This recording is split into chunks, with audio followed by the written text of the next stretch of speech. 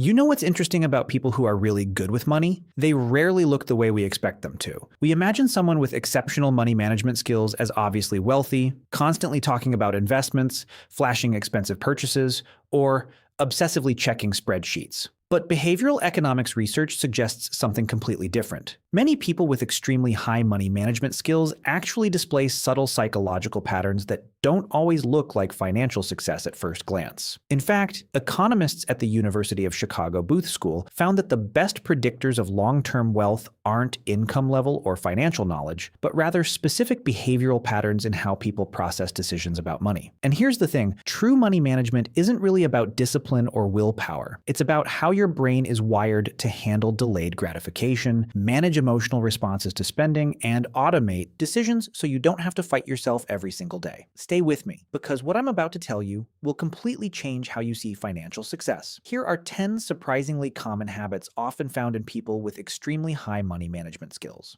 1. They barely think about money. The first one sounds contradictory, but people with exceptional money management skills often spend very little mental energy actually thinking about money. Not because they're careless, but because they've automated their financial lives to the point where money becomes invisible. Research from Cornell University found that people who automate their savings and bill payments experience significantly less financial stress and accumulate more wealth over time than those who manually manage everything.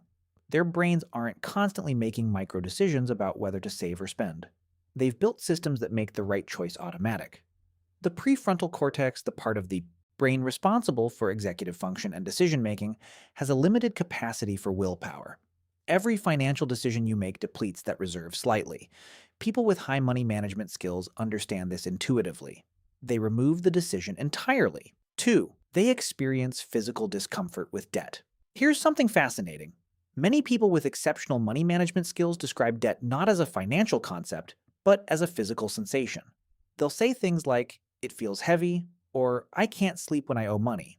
This isn't just metaphor. Studies using functional MRI scans show that for some people, debt activates the same neural regions associated with physical pain and threat detection. Neuroscientists at Stanford found that individuals with this heightened sensitivity to debt often grew up in what psychologists call high contingency environments, where actions had direct and immediate consequences. Their brains learned early that owing something meant real danger.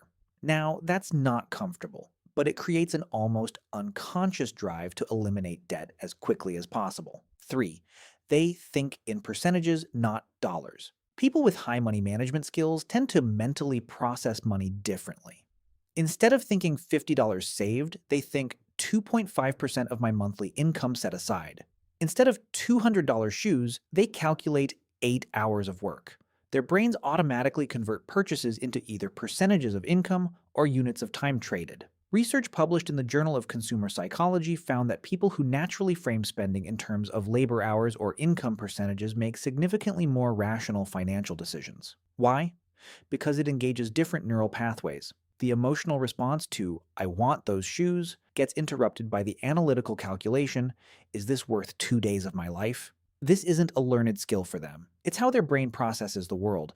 They can't help but see the percentage, the trade-off, the opportunity cost. Sometimes that's exhausting, but it creates a natural friction against impulsive spending. 4. They feel genuine pleasure from watching numbers grow. Here's where it gets interesting neurologically. Most people get a dopamine hit from spending money. The anticipation, the purchase, the new thing, that's normal brain chemistry. But people with exceptional money management skills often get that same dopamine response from watching their savings or investments increase. A 2018 study from the University of Pennsylvania used brain imaging to study financial decision-making and found that some individuals show heightened reward center activation when they see account balances grow, even by small amounts. Their brains literally find saving rewarding in the same way other brains find spending rewarding. This isn't about being cheap or depriving themselves. Their brain chemistry is genuinely giving them pleasure from accumulation rather than from acquisition.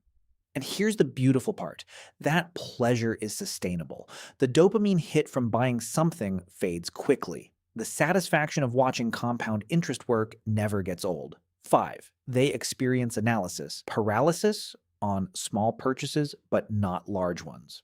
This one seems backward, but people with high money management skills often overthink small daily purchases while making large financial decisions relatively quickly. They'll spend 20 minutes researching which brand of coffee to buy, comparing per ounce costs, but then confidently invest $10,000 in an index fund without much hesitation. Why? Because their brains recognize pattern versus anomaly. Small purchases are patterns, repeated decisions that compound over time. A 2019 study from MIT found that people who carefully optimize recurring small expenses tend to build significantly more wealth than those who only focus on big purchases, because the small decisions happen hundreds of times per year. The large financial decisions, by contrast, have usually been pre-decided through research and planning. Their brain has already done the analysis. When the moment comes, it's just execution. 6. They feel uncomfortable with lifestyle inflation. Most people experience what economists call lifestyle creep. As income rises, spending rises to match. But people with exceptional money management skills often describe a psychological resistance to this pattern. They feel genuinely uncomfortable when their spending starts to match their income too closely. Research from the National Bureau of Economic Research found that individuals who maintain significant income-to-spending gaps, regardless of income level, accumulate wealth at rates far exceeding their peers. But here's what nobody talks about. This isn't always pleasant. They describe feeling out of place, like they're living below their means, even when their means have grown substantially.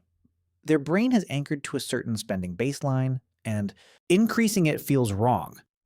Not morally wrong, just wrong. Like wearing shoes that don't fit. This creates social friction sometimes.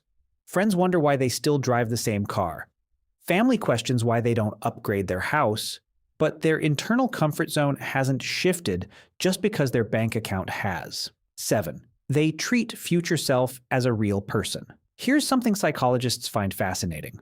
People with high money management skills display unusually strong connections between their present self and their future self. When they imagine themselves at 65, retired, living on savings, that person feels real to them, not abstract, real. Studies using virtual reality at Stanford's Virtual Human Interaction Lab found that when people interact with aged avatars of themselves, their saving behavior changes dramatically. But some people naturally have this mental connection without the technology. Their prefrontal cortex maintains vivid models of their future self, and that future person has a voice in present decisions. When they're considering a purchase, they're not just thinking, do I want this now? They're thinking, does 65-year-old me wish I had this, or wish I had invested this instead? And they genuinely care what that future person thinks, because to them, that future person is already real. 8. They experience buyer's remorse before buying. Most people experience buyer's remorse after a purchase. That sinking feeling when you get home and think, did I really need that? But people with exceptional money management skills often experience it before they buy. They feel the regret in advance. Psychologists call this effective forecasting, the ability to predict your own emotional responses to future events. A 2017 study from Princeton found that individuals with strong effective forecasting abilities in financial contexts make fewer impulsive purchases and report higher long-term financial satisfaction. Their brain runs the simulation. I buy this. I get home. I feel foolish. And they feel that foolishness now before the transaction happens. It creates a natural brake on impulse spending, not through discipline, but through accurate emotional prediction.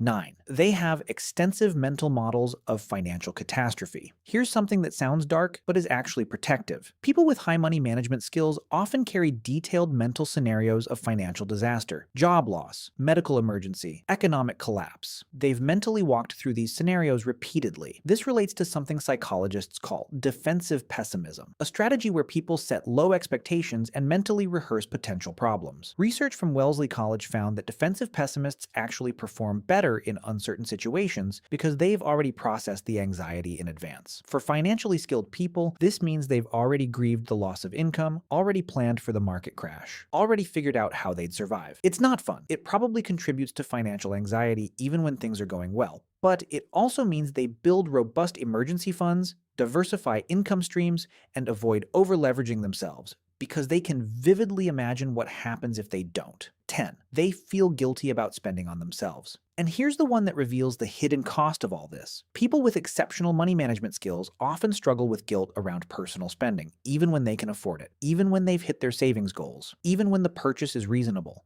Their brain has been so thoroughly trained to associate spending with loss, with failure, with choosing present pleasure over future security, that it's hard to turn that off. A 2020 study published in the Journal of Economic Psychology found that individuals with high savings rates often experience more guilt around discretionary spending than those who save less, even when their financial situations are objectively secure. They know intellectually that they can afford that vacation, that nice dinner, that new laptop, but emotionally it feels like betraying themselves, like breaking a promise to their future self. And here's what nobody tells you about being good with money. Sometimes it doesn't feel good. Sometimes it feels like denying yourself constantly, even when the denial isn't necessary anymore. Now, let's talk about what this really means, because here's the thing. When we look at these 10 habits, they don't all look like advantages, do they? Some of them look like anxiety, some look like overthinking, some look like an inability to enjoy the present moment. And you'd be right. That's exactly what they can be. See, the psychology of money management is complicated. These aren't people who've simply mastered some financial techniques. These are people whose brains process risk, reward, time, and security differently. Sometimes that difference came from childhood experiences. Sometimes it's just how their neurology works. Sometimes it developed as a coping mechanism during financial hardship.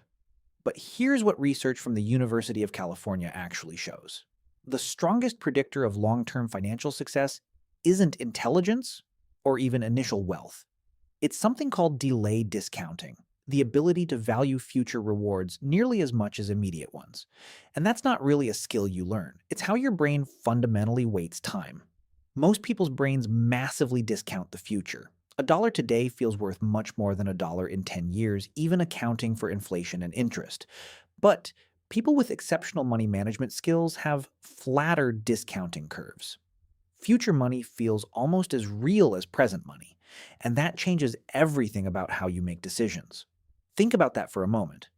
Your entire financial life might be shaped not by your knowledge or discipline, but by how much your brain discounts future value.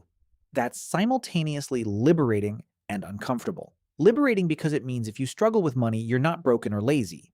Your brain just weights time differently. Uncomfortable because it suggests financial success might be less about choice than we like to believe. But here's where it gets hopeful. While the baseline tendency might be neurological, the behaviors can be learned and automated. Even if your brain naturally discounts the future heavily, you can build systems that work around that. Automatic transfers, artificial friction on spending, gamification of saving. These are ways to create the same outcomes without having the same natural wiring. The people with exceptional money management skills aren't special because they have these psychological patterns. They're just lucky that their psychology happens to align with long-term wealth building. But you can build the same architecture externally through systems and automation. And let's acknowledge something else. These psychological patterns come with real costs.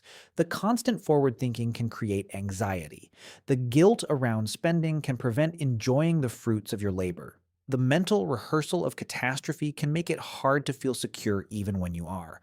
The difficulty relating to people who spend more freely can create social isolation. Neither approach is objectively better. The person who lives fully in the present, who spends what they earn, who doesn't worry about retirement because it's too far away to feel real, they're not wrong. They're experiencing life in a different way. They're probably having more fun right now. They're probably less anxious. They're probably more socially connected. And the person who saves aggressively, who can't enjoy spending, who's constantly running disaster scenarios, who watches their investment accounts like other people watch sports, they're not better. They're just different. They're trading present pleasure for future security. That's a trade-off, not a virtue. Both are valid. What's interesting is that our society treats one as responsible and one as irresponsible, when really they're just different neurological responses to uncertainty and time. One brain says the present is certain, the future is abstract, optimize for now. Another says the future is inevitable, prepare for it constantly. Neither perspective has complete truth, so if you have these money management patterns, if you recognize yourself in these 10 habits, you're not superior, You're wired a certain way that happens to produce financial outcomes our society rewards. But you might also be missing out on present joy, struggling with guilt, or carrying unnecessary anxiety. And that's real too. And if you don't have these patterns, if money management feels impossible, if you struggle to save, if future you feels too abstract to care about, you're not broken. You're not undisciplined. You're not failing. Your brain just processes time and reward differently. And you can either accept that and build systems to compensate, or you can recognize that maybe accumulating wealth isn't actually your highest value.